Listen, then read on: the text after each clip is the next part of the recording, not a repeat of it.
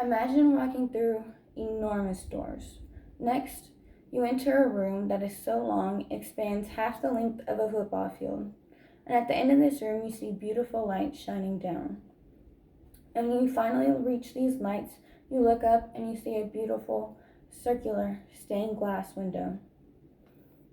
As you look to your left and you look to your right, you see intricate statues staring back at you. Where are you? You're in one of the most beautiful architectural inventions in history, a cathedral. Hi, my name is Catherine Fitzgerald, and today my goal is to inform you on the architecture of England. Now you might think, what does an American girl know about the architecture of England? Well, besides doing my research, I did live in England for 4 years and have been to several cathedrals. Today I'll be talking about 3 main points. I'll be talking about the structure of a cathedral and what the difference is between a church, a chapel, and a cathedral. Then I will discuss one of my favorite cathedrals, Ely Cathedral. And then I will talk about my 3 favorite architectural styles, Decorative Gothic, Victorian, and Anglo-Saxon. So let's begin with the structure of a cathedral. First, we have the west doors, also known as the main doors. Next, you will encounter the nave, which is a large aisle where the public come to worship. As you walk through the aisle, you will enter the dome. This is the center of the cathedral. To your left and to your right, you will encounter the north and south transepts. These are smaller areas for the public to worship. As you walk around the dome through the north and south transepts, you will find smaller rooms for the clergy and choir to worship separate from the public. Now, what is the difference between a church, a chapel, and a cathedral? Well, according to whatsthediff.com, a chapel is mainly a place of worship. A church contains a congregation and a preacher or someone to lead the congregation, and a cathedral contains a bishop or someone who leads the congregation, but that person lives and runs the cathedral as well. They live in the cathedral. A preacher does not live in the church. Now, if we are talking structure-wise, a chapel is typically one small room, either inside a building or attached to a building. A church is a larger building, and a cathedral is a much larger building with more intricate designs and more rooms. Now, let's discuss one of my favorite cathedrals, Ely Cathedral. Ely Cathedral is my favorite because I've just been to so many other cathedrals and I just think it's the most beautiful one. Also, it's where I graduated, so it holds a special place in my heart. According to the Ely Cathedral website, Ely Cathedral was founded by Etheldria, the daughter of the King of East Anglia. Now, Ely Cathedral has gone under several renovations, with the most recent renovation that started in 1986 and ended in 2000 officially restored Ely to its former glory.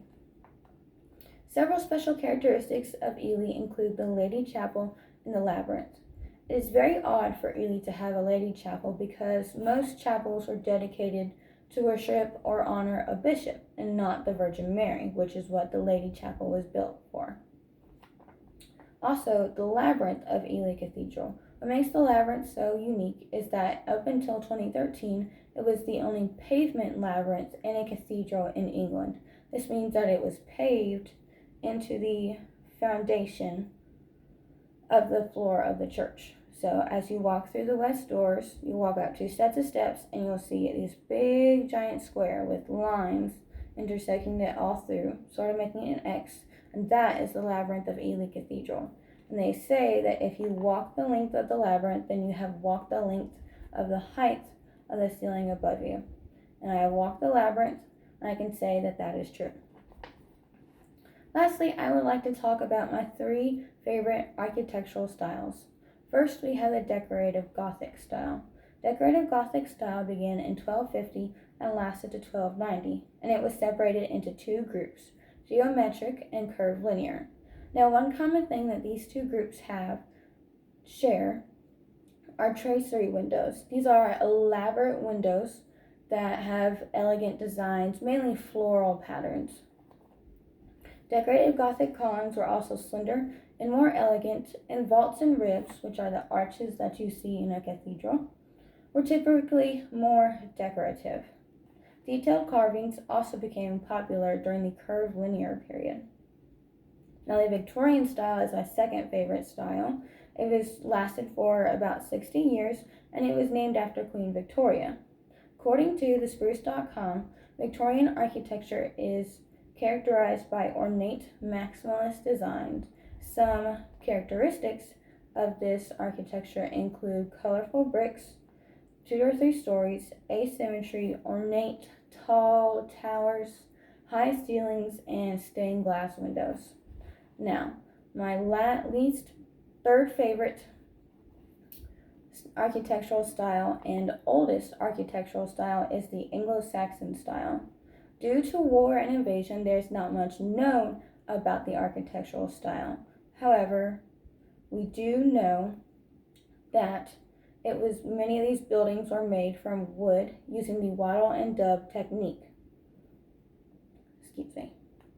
Except for churches and monasteries, which are made out of stone. 2 other characteristics of this Anglo-Saxon architecture are pilaster strips and stone crosses. Stone crosses were used to represent gatherings or places where paths crossed. Today you have learned about the structure of a cathedral and what's the difference between a church, a chapel, and a cathedral. Now you have also learned about my favorite cathedral, Ely Cathedral, and you have learned about 3 different architectural styles: the decorative Gothic, the Victorian, and the Anglo-Saxon. Although there are many places in the world to visit, England is the most beautiful. England contains beauty that you can never find anywhere else.